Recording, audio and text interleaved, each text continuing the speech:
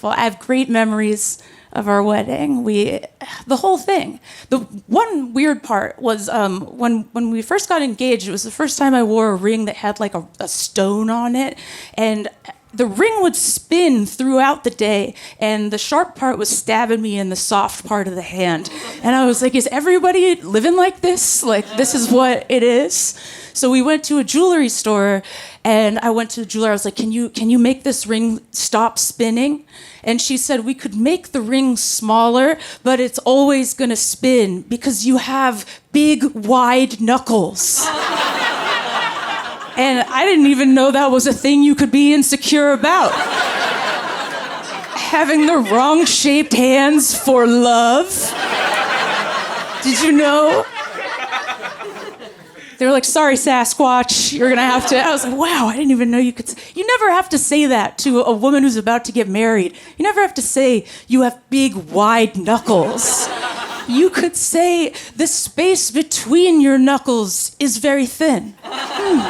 You have an hourglass finger, and you'll be a beautiful bride. There was a spider in my shower.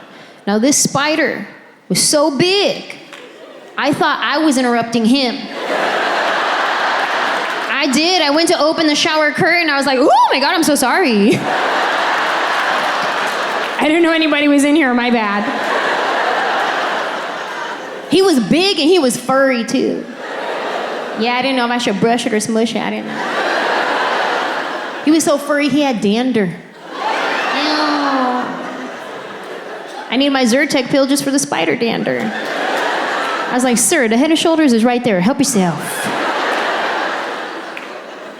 If I ever have to kill a spider that big, I am morally conflicted. Because at that point, that's a pet. Put a collar on that thing, that's Bubba. Bubba had plans that day. He was just getting started, he's in the shower. Now, I don't want to be controversial, but I actually think that sports are a treacherous place for little girls. You know, like, I played volleyball against OJ's daughter growing up. Chill, I'm still alive. No, I did. I played volleyball against OJ's daughter growing up after he got out of jail the first time. For murder. It was crazy. He came to like all the games for 2 years after. And I'll tell you what, it was wild being 10 years old and seeing him on the sidelines. Because sometimes after I would score, I'd just look over at him and be like, wow, we're both killers. But I do like the videos. I do like watching a fight video. I'm not the only one. Who here likes watching a fight video? Make some noise. Oh, yeah, shoot, Montana, you guys love that, huh? I don't like anything too extreme. Like, I don't want to be a witness. Like, I don't want to view evidence or anything. I just want a fight that reminds me why we have HR. You know? Like, yeah, there should be someone in the middle of this. But some fights have a really uplifting message, right? Like, some of them do. Like, fights in a restaurant, they've got a great uplifting message, which is, hey, pay food service workers more. Like, because that is the best example. Yes. Yes, because you are, thank you. You are undergoing an occupational hazard of fighting hangry people. You know? Y'all saw that fight at the Waffle House, right? Where that one chick grabbed that chair out of the air? Like she was a grizzly grabbing a salmon, just That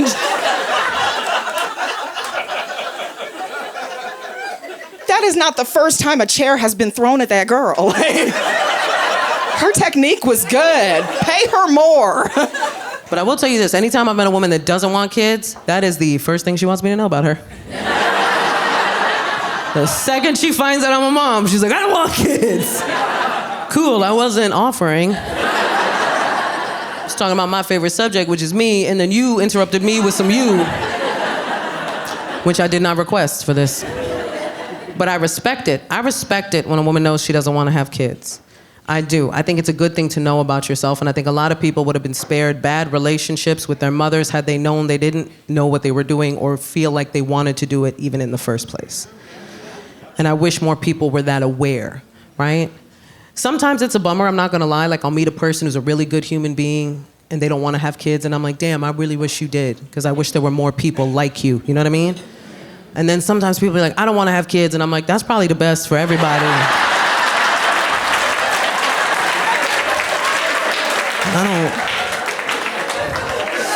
I don't think you should have houseplants. Like, I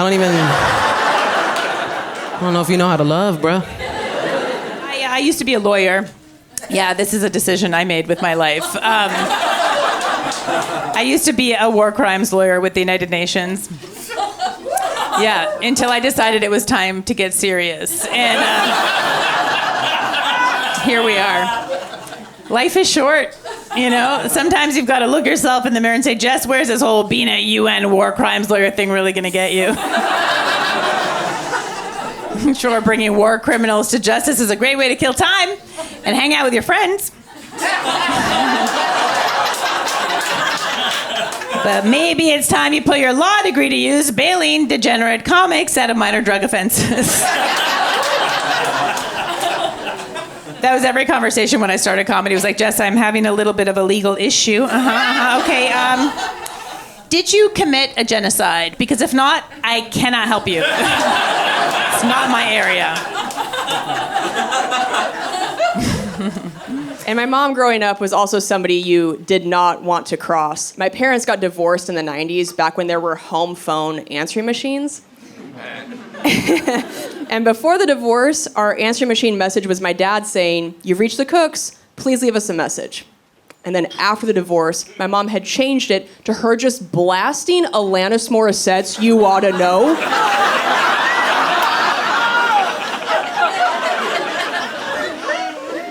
So every time my dad would call, my mom would let it go to the machine, so that if he wanted to leave a message for her, every time, he first had to sit through the lyrics, and I'm here to remind you of the mess you left when you went away.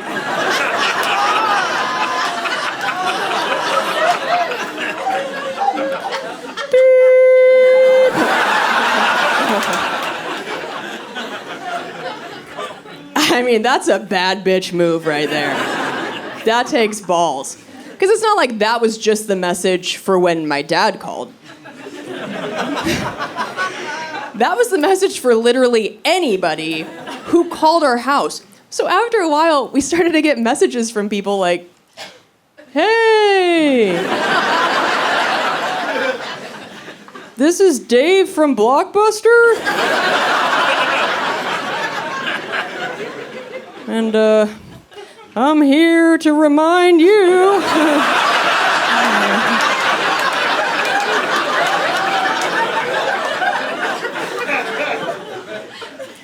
"Your Space Jam VHS is overdue. Really sorry about whatever you're going through." But I know I'm a crazy dog person, but I come by it honest. Everybody in my family, we have ground our teeth down to nubs talking baby talk to dogs.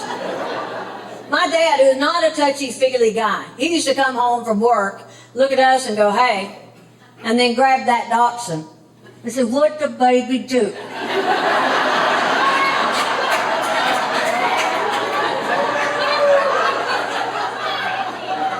"What the baby do today? Did baby chase a squirrel? Did that baby chase a squirrel?"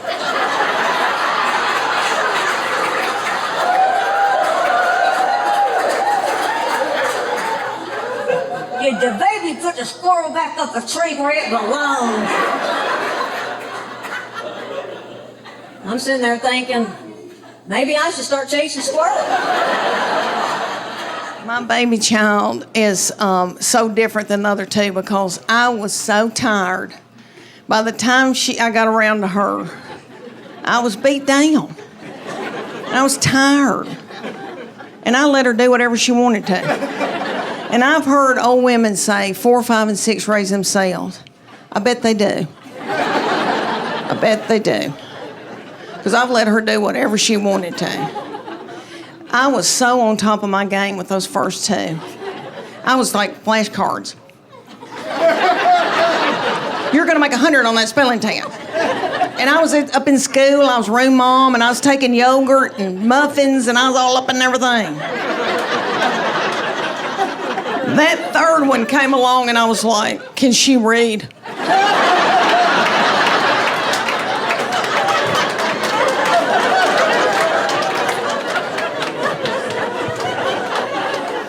Let me tell y'all that my people are down in Middle Tennessee. I told y'all farming people, and I was raised old-timey Methodist.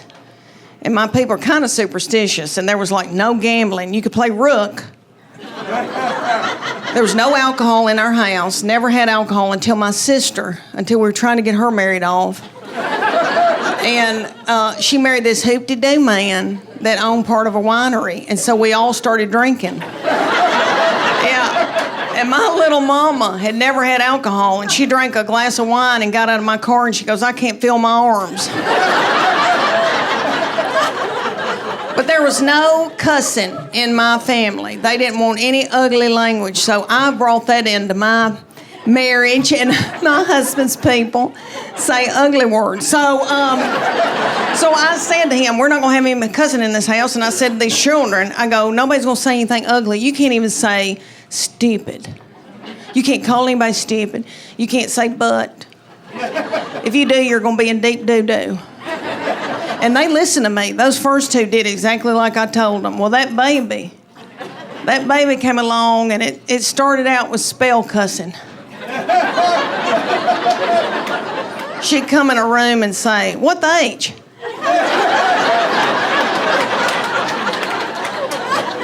And then it went on to, what's up, mofos?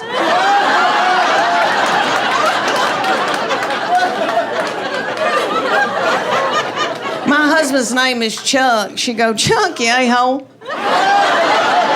And my husband gets so tickled and just gets so, and he'd go, oh my, you nut. And my oldest two would be like, what? She just said what? I know, we let her do whatever. All right, y'all. Because we are taping this, I'm trying to get in different material, and I'm trying to do new, and I'm out of my mind because I'm in brain fog. So y'all, bear with me. I'm trying to switch it back and forth. Okay, I got to tell y'all that with me and my husband being just me and him, we probably need to go to a retreat and learn how to communicate again. He traveled. He's always had a big job. He's an executive with a big company and stayed gone, and we wanted him to.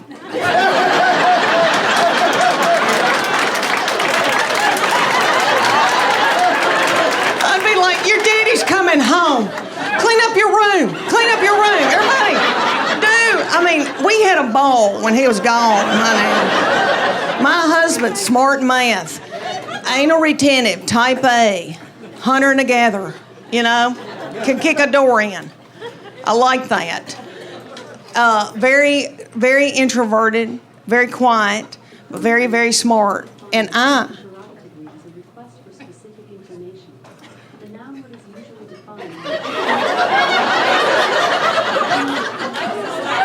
Is that Alexis? Are we boarding a plane? It sounds like we're boarding a plane. Is something taking off? If it is, we need to all wash our hands.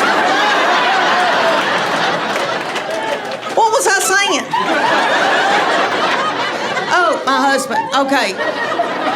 So he has always been like he worked for Burger King when he was 14. They gave him a key. So, and he was getting an MBA at UT when I met him, and he's a little bit younger than me, and he'd already been out 4 years, worked, and then went back to get an MBA. I was just finishing up my undergraduate because I'm fun. So it has been a tumultuous, because if y'all saw my purse, y'all be like, her life is out of control. And he is just like that. But anyway, now it's just me and him. And if I could give you young people any advice, I know you hadn't asked me for it.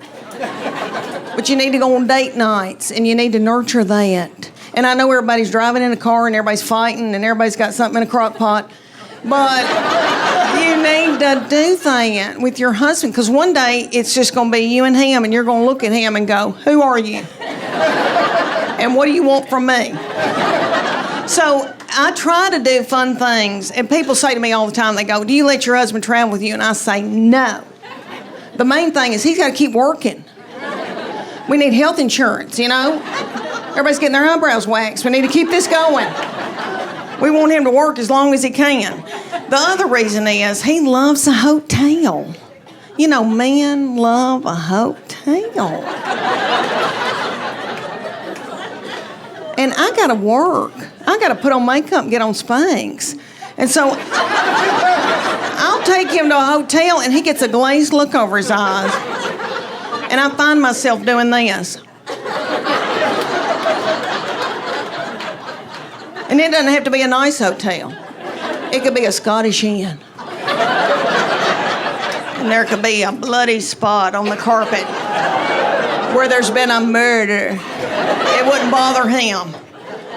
But anyway, I don't let him do that. So around Knoxville, I try to do things for me and him to do together. And I bought him tickets to go see Def Leppard and Journey. Oh, y'all. Going to a concert is very different when you're 54. I went to school at UT, and I used to go to all the concerts. I saw Tina Turner, John Cougar Mellencamp, Rod Stewart, I don't know where I got the money. But in the 80s, honey, I went. Nick, I was so cute. I had on little bitty britches. My thyroid was functioning. I didn't care about food. I'd eat a half a can of tuna, and I'd be like, I'm full. But anyway, so I got us tickets, and my husband, I thought, we're going to have a date night. And he goes, I can't get there in time to go out to eat. I'll meet you at the concert. So he had bought a tall boy and an egg salad sandwich at the gas station. I know, I had to smell that all night. So anyway, I was hungry, and everybody at that concert was my age or older. And everybody's worried about the snack bar. And I was too. Journey was already on stage. Nobody cared. Everybody was at the snack bar. But anyway, Little Journey, we all go to watch Little Journey. Journey does not have Little Steve Perry anymore because he had to get a hip replacement. So and I loved him. They've hired this little bitty man who is yummy, and he's taking care of himself, and he's got little bitty breeches on, and he hadn't eaten white flour and sugar, and I don't think he's done dope, and I don't think he's slept with nasty women.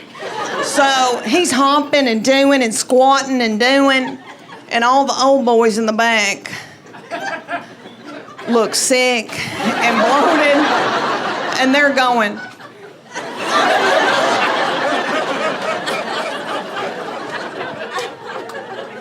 But anyway, they were good, and we watched them. Then little Def Leppard came out. Have y'all seen Def Leppard? Still can sing like nobody's business. But that little man came out. Oh, that little man came out. And his little hair was down to here, and you could see through it. And I took one look at him, and I thought, thyroid. Because I've got it too. My hair's thinning too. And that little bitty thing's legs were that big. I've never seen legs that tiny on a man. Frail. And he propped it up on a little... And it'd do. And then I noticed there was a hump right here, and I thought, what is that hump? Oh, hernia. He's got a hernia. And I know because I've had one, and he hadn't had time to get a mesh put in it. I've got a mesh. Anyway, he started singing, Put Some Sugar on It. And my very quiet, introverted husband stood up and then sat back down. We had a ball. They were wonderful. And then we walked out of Thompson Bowling Arena, and everybody was walking like this. because everybody's got plantar fasciitis. I've had it. Yeah. Inflammation in our feet. Y'all know what causes that? White flour and sugar. Let me tell y'all, about 2 months after that, I got us tickets in Nashville to go see Hart and Joan Jett. I know. Little Joan Jett. It was probably about 100 degrees, and it was outside, and it was hot and sweaty and humid. Little Joan Jett comes out in leather. And let me tell y'all, she's the size of this glass. Joan Jett. But she rocked it, and she has filler, a lot of filler, and it looks good. It looks good. And I've never wanted it until now. And I think, should I get my lips plumped up? Because what happened to my lips? My lips just sucked up into my body. I used to have lips. Anyway, so she came out, she was wonderful, and then Nancy and Sweet Ann and Nancy came out, the sisters, Hart. Ann's the oldest one, you know, the dark-headed one. She came out in a big pair of orthopedic tennis shoes.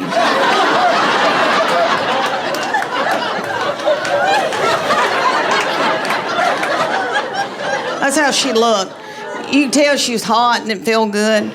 And she was pissed. And she had on a long-sleeve dress, and I get it, I don't want to show my arms either. She had on a long-sleeve dress. It was 100 degrees in Nashville at night, humid, sweaty. She had on pantyhose with those big orthopedic, I know, and I thought, what in the world? And then I thought, compression. She's got on compression hose.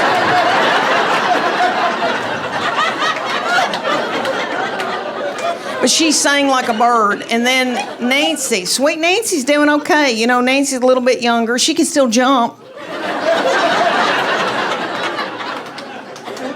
But they were wonderful. Anyway, we try to do stuff like that. And I've told him, I said, we need to build intimacy. And not your kind of intimacy. Because he, you know, everything just means grabbing my breast. And even if he hasn't spoken to me that day. And I said, I need you to speak to me. And I need you to listen to me. And I need to be able to share with you things. And then the nasty stuff can happen if you listen to me. But he goes, what do you want to tell me? And I said, I got to tell you something's going on with my bladder.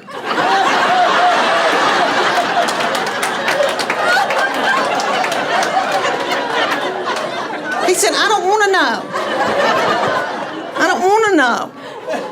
And I thought, that's odd, because I've had your children. And I went through a lot, you know. I had 3 babies 2 different ways. And that first baby was an emergency C-section, and I remember being in the operating room and scared and young, and my husband looked at me, he was sitting there watching it, and he said, oh my gosh, they've taken your uterus out and set it on your chest. And I was like, he said, it looks like a Cornish hen. Do you guys know that app? Find My Friends. Okay, for those of you that don't know, I'm about to change your life. And for those of you that do know, but your partner doesn't, about to change yours too.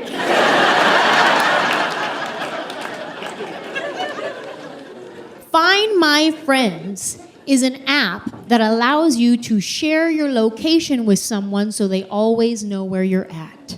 So I shared my husband's location with me. So I always know. Sometimes he'll come home, I'll be like, what'd you get at the grocery store? How'd you know I was at the grocery store? You told me. You don't remember? Losing your mind.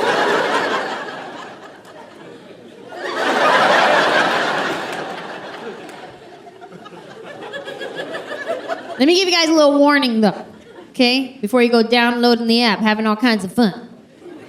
Sometimes, Find My Friends is not 100% accurate. It may lead you to conclusions. I'll tell you a little story. There was this one night. It was raining. Not really, but for theatrical effect. My husband went to the movies with some friends. He was gonna be home around 11 o'clock. Well, I fell asleep. I wake up in the middle of the night. It's 2 a.m. I look over and my husband is not next to me. My first thought, oh my God, he died. It wasn't like, ooh, he's out there cheating, because that would mean, oh my God, he died.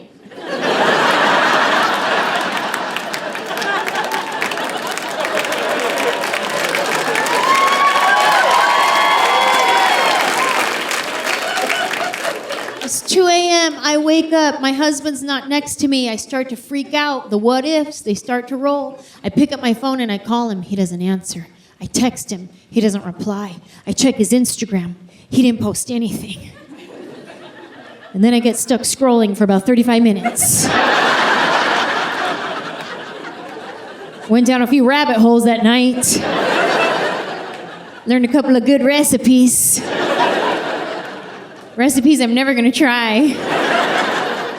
But they make it look so easy. That's how you make Dutch apple pie cake Pop-Tart leftover bites?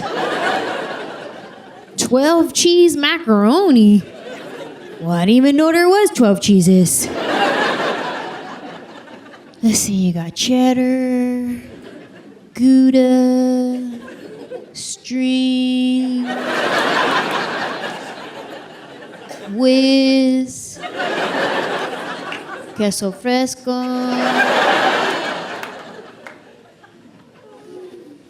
I'm gonna have to Google the rest.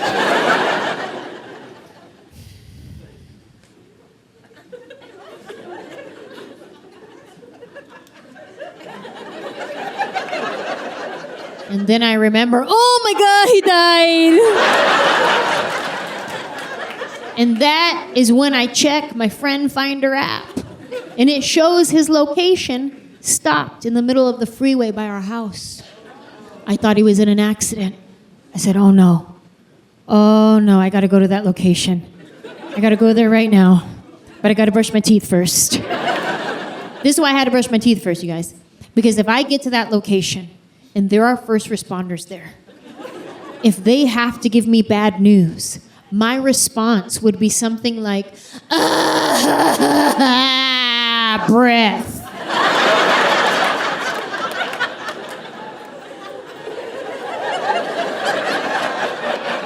They don't deserve that.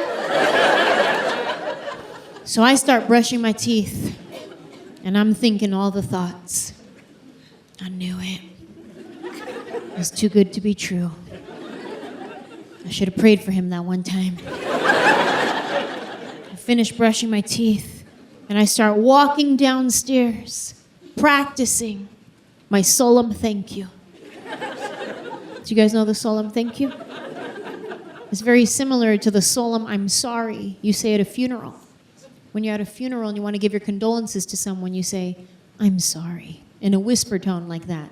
And that communicates to them, I'm sorry for your loss. Because if you say it at regular volume, I'm sorry. Well, that communicates I had something to do with this. So I'm walking downstairs, practicing my solemn thank you.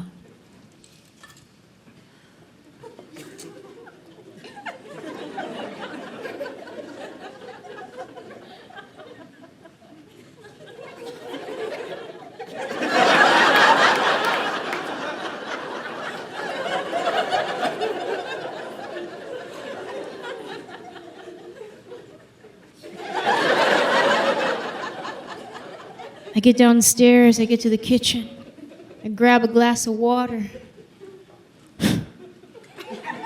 He used to love water.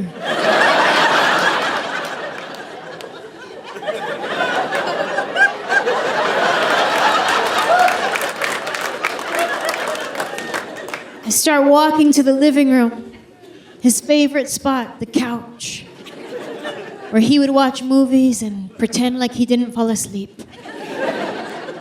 I get to the couch and I'm standing there ready to mourn my husband. You could see there's a couple of pillows thrown about. There's a blanket falling off to the side. I go and I turn the light on so I could get a better look. And there he is, asleep on a couch. Find my friends lied to me. It told me my husband was dead. I already downloaded a dating app on my phone. It's such a crazy time to like be a parent because we're doing things so different, right? Like now you can choose your parenting style like you used to choose a Mortal Kombat fighter. Our parents only had one style. It was survival. That was it. They just had to make it through. But we chose conscious parenting, me and my husband, conscious parenting, which is annoying. I'm not gonna lie to you, it's annoying because it's not permissive. It's literally realizing every way in which you affect a tiny human life.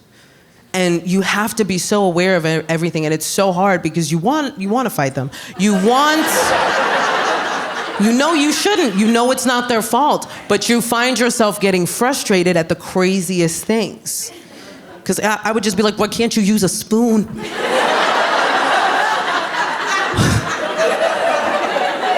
Give my son a spoon, he's like, no, you crackhead.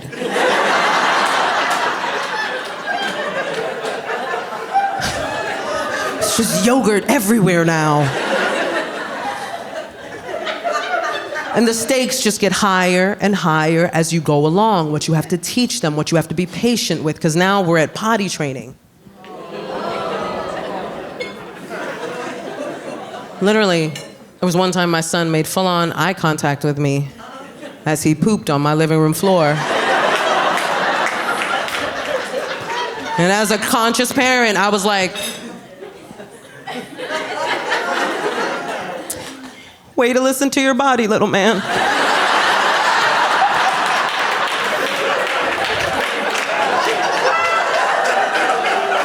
What am I gonna do? What am I gonna do? He's a kid, he doesn't know any better. What am I gonna roll up a newspaper, bang him on the head with it, push his face in it? No, bad baby! I would call the cops on myself if I did that. I'm like, you gotta come get me, I finally broke. But here's the amazing thing about conscious parenting that they don't tell you. You learn as you do it. The more you consciously parent your kid, the more it heals all of your crap. Yeah, it really does. Because you end up parenting the way you wish you had been parented.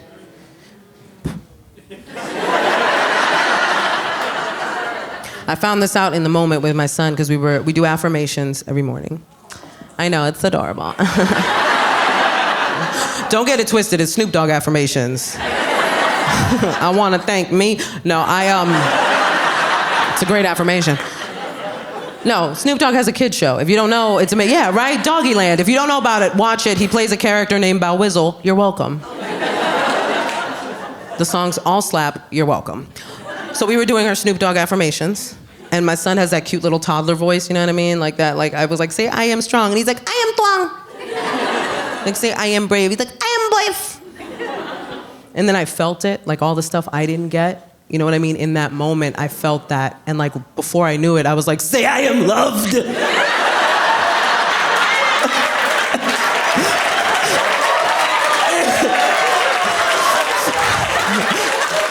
I gotta call your grandma.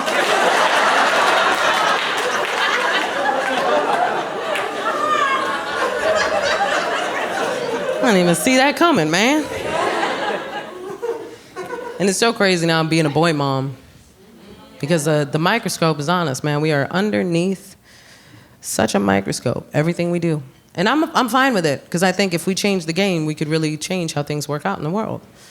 I really do. I don't mind it, you know what I mean? And my girlfriends were on it right away. The second they found out that I was having a little boy, they were like, it's all up to you. You gotta fight the patriarchy. And I was like, can I teach him the alphabet first? I can, I just gotta be real intentional with it, you know what I mean? Like, A is for accountability. B is for bodily autonomy, and C is for consent. Repeat it to mommy.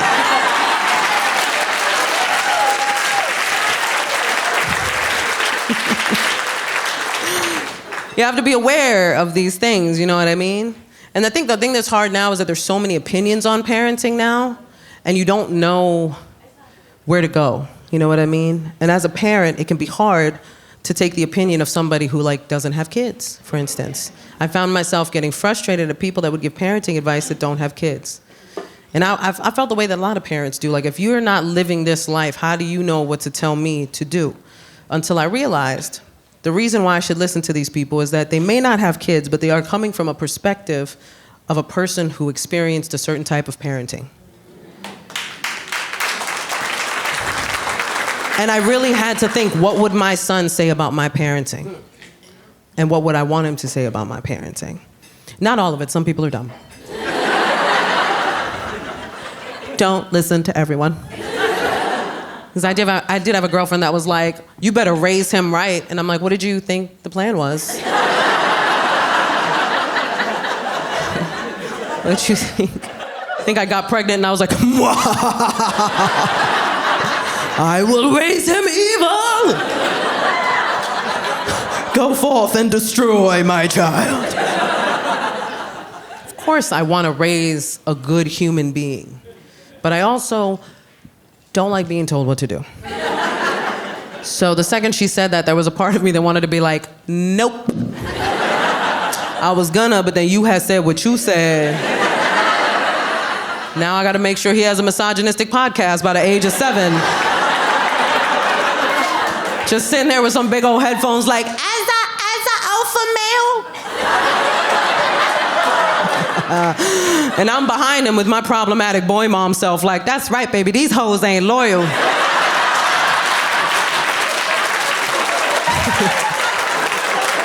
It's just me and you forever.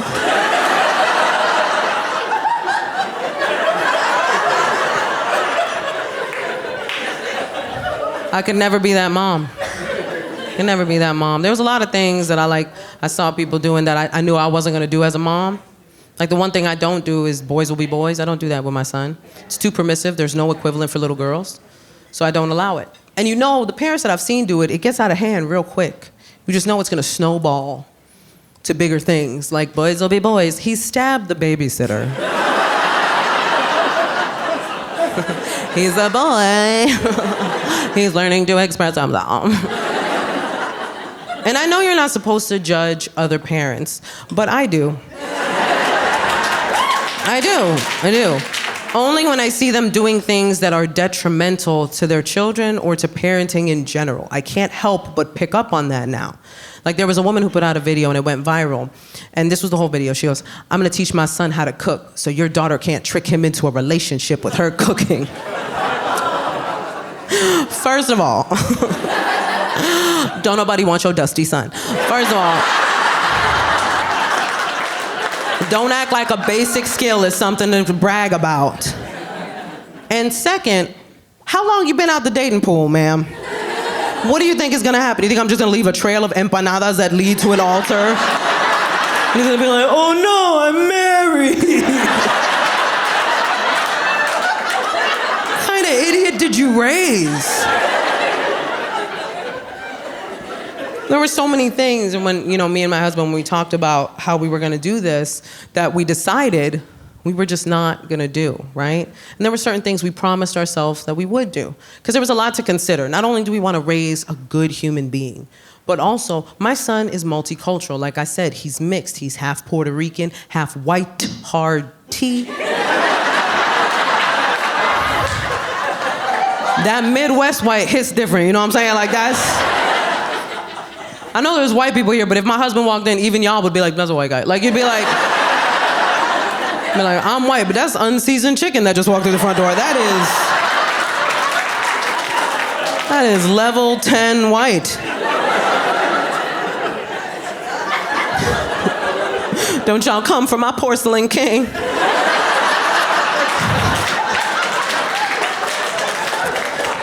a couple guys in the audience that are like, porcelain king. I'm gonna use that later. But I had to think about that, man. Like, my son is mixed. Or as I like to say, his DNA's been colonized.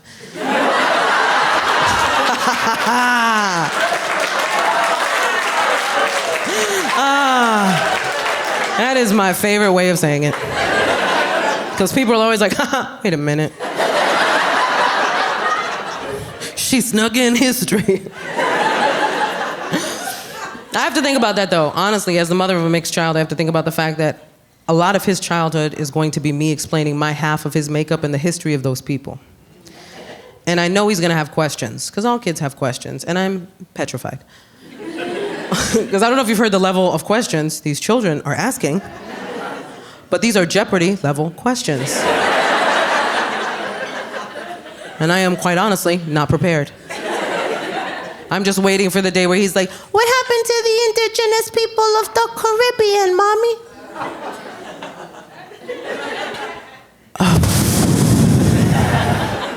And then I just look at his dad.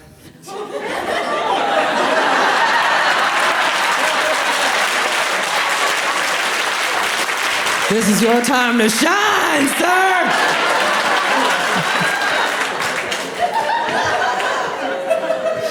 My poor son is walking around like, I come from the oppressor and the oppressed. I'm the problem and the solution. Oh. I'm like, that's right, baby. Also, don't take no blankets from daddy's side of the family. If you got that last part,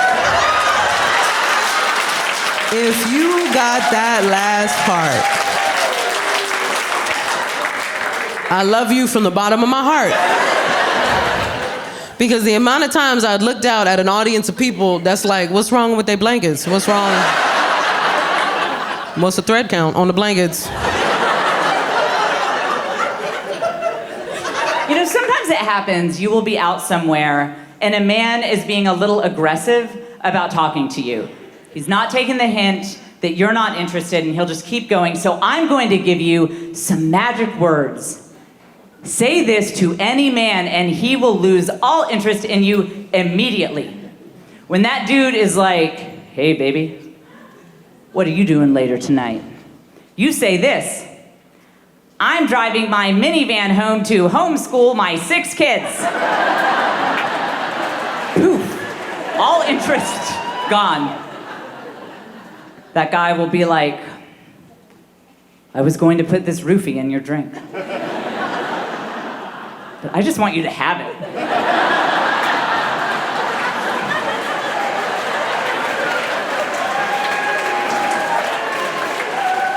We travel a lot as a family, but unfortunately, hotel rooms have these limits that they don't allow a large number of people in them. And typically the limit is about 6 people, but my family has 8 people in it. So now when my kids talk to their friends about travel, they're like, which one of your siblings hides in the closet when the manager comes? My husband and I could not have more different travel styles. I like to travel when I get to a new place like I'm a local. Settle in, spend many days there to get a feel for the community. I feel like I live there after a point. My husband travels like we are fleeing genocide.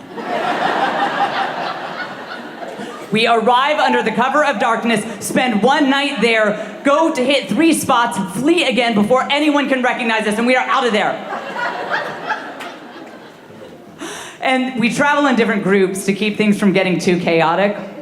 And the kids that get in my group act like they have won the lottery.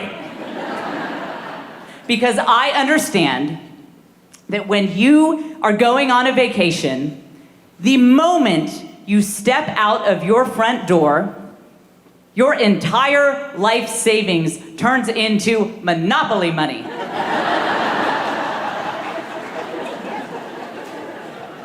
I'll be at the airport with my group of kids, and I'll be like, a $16 cookie? You want just one? Well, let's all get one.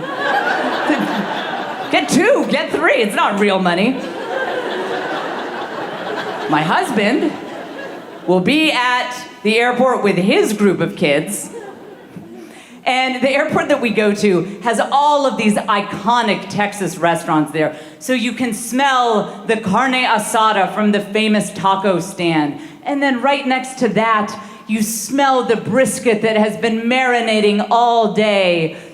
And the kids with my husband will turn to him and say, "Dad, what are we eating for dinner?" And he'll pull an old granola bar out of his pocket and tell them to share it while he complains about airport prices. If it were up to me, our entire family of 8 would go out to dinner at a restaurant every single night that we were on vacation.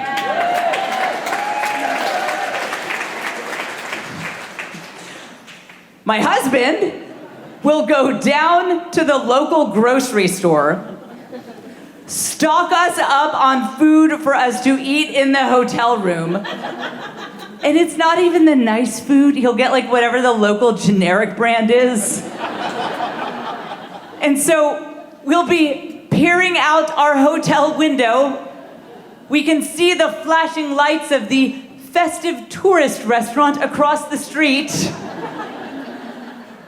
And I look to see my children rinsing off plastic spoons to eat their value choice cereal.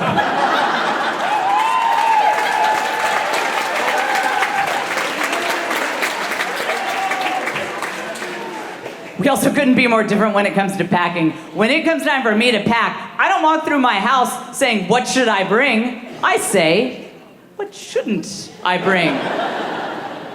Look, I don't need a suitcase that fits in the overhead compartment. I need options. You feel me? My husband does not travel with luggage. I know you are confused. You're like, well, she means not much luggage. No. He will put a cell phone charger and a toothbrush in his jacket pocket and be like, "Done packing." I'm serious. He's stocked up on all of these clothes that are really durable. He washes them in our hotel bathroom and hangs them out to dry like we are mountain people.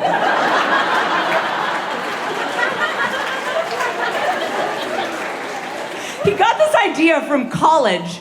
His fraternity had this ritual where they would drop the guys off and they would give them only a toothbrush and a change of underwear. For some people, this would be a traumatic memory of hazing. For my husband, it was an aha moment. He was like, "Do I even need the change of underwear?"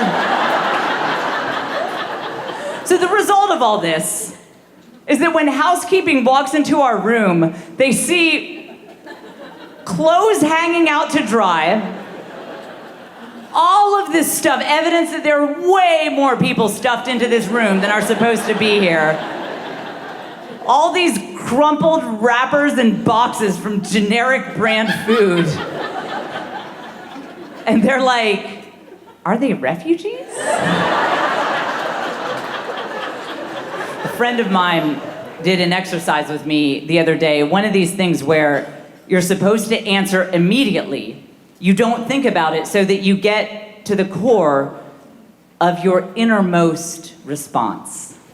So she said, "Jen, okay, don't think, Jen.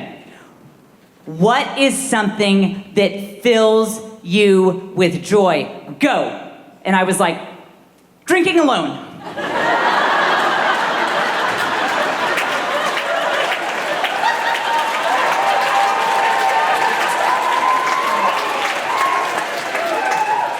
The great thing about my lifestyle is that nobody judges me for it anymore. When I was single, I would be like, "Oh, I had a tough day at work, so when I got home, I had a beer." And people would be like, that's dangerous. Now, I could be like, after a long day of homeschooling my 6 kids, I locked myself in the garage, cracked open a bottle of vodka, put a straw in it, and went to town. And people would be like, that's self-care.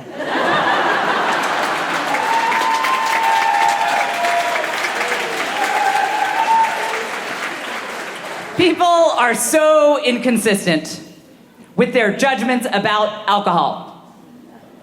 You have a gin and tonic at a restaurant, and you're sophisticated. You take that same drink, pour it in a Hello Kitty travel mug, take it to the PTA meeting,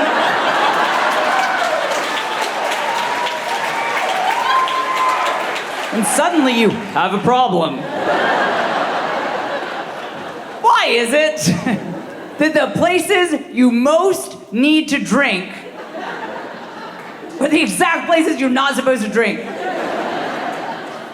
If I am at a fancy martini bar downtown, little candlelight for the ambiance, some smooth jazz playing in the background, intelligent adult conversation, I don't need a martini. I'm fine with a club soda. You know when I need a martini? When I am stuck in a hard plastic chair at the mandatory parent information session that's headed into hour 2, and this whole thing could have been done by email.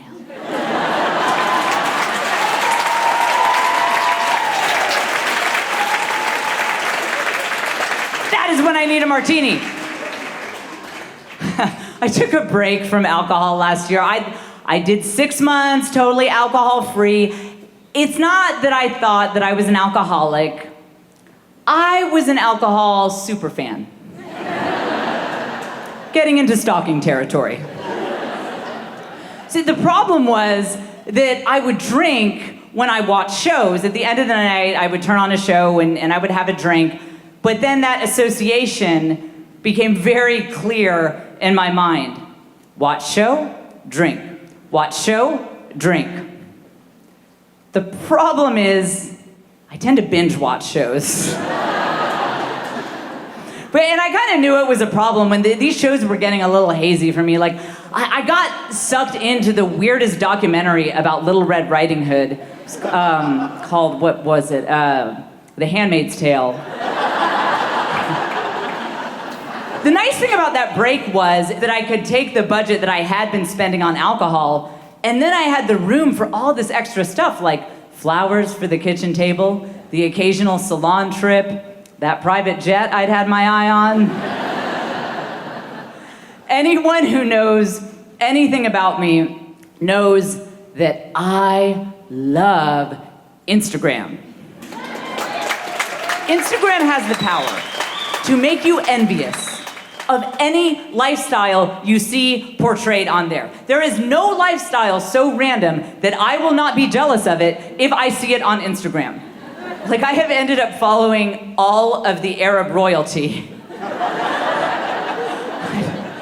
I'm serious, Sheikh Mohammed is very active on the gram, and I have previously never aspired to be part of that scene. But I see them on there and I'm like, I never get to go falcon hunting. There are warnings now that the government is using our Instagram for facial recognition.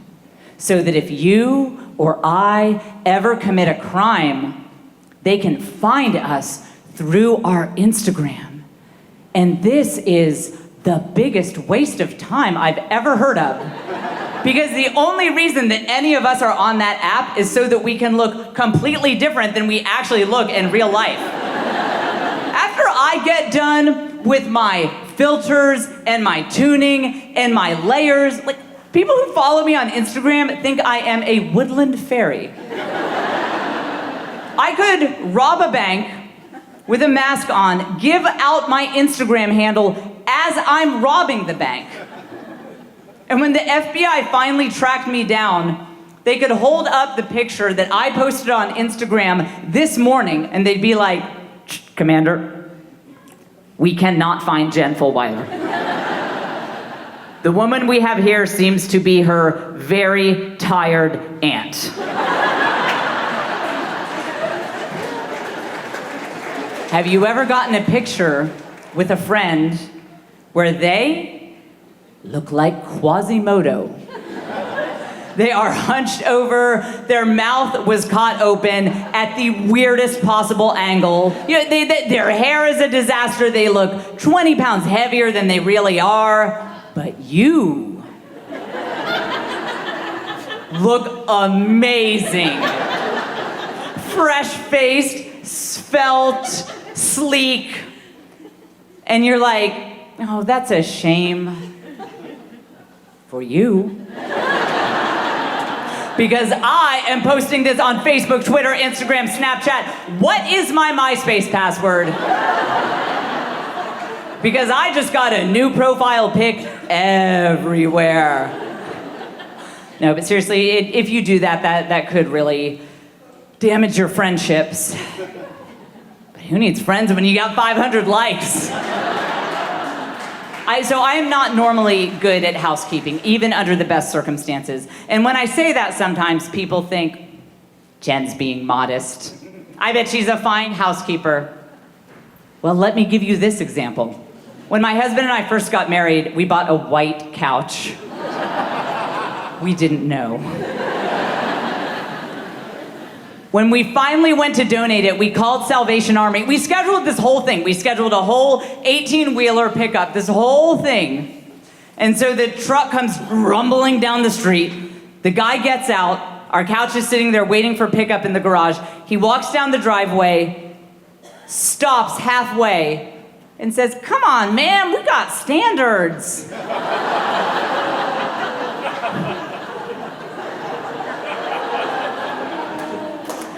Salvation Army would not take my living room couch. We live near a Chuck E. Cheese. Thank you, yeah, you guys get it. So there was a blogger who recently did this expose. There was a blogger who did an expose where he said that the food at Chuck E. Cheese is not fresh and organic. Now, for the record, Chuck E. Cheese denies this. The corporation, not the mouse himself. No, this is important work because when I go to Chuck E. Cheese, I know I'm there for the cuisine. I mean, when I pull up to that plastic table, I expect a white-gloved maitre d' to come up and be like, pardon me, madame. The chef will wait to serve the amuse-bouche until the robot band is finished with the happy birthday song. Ah, it'll just be a moment now. I see the gorilla has begun his drum solo.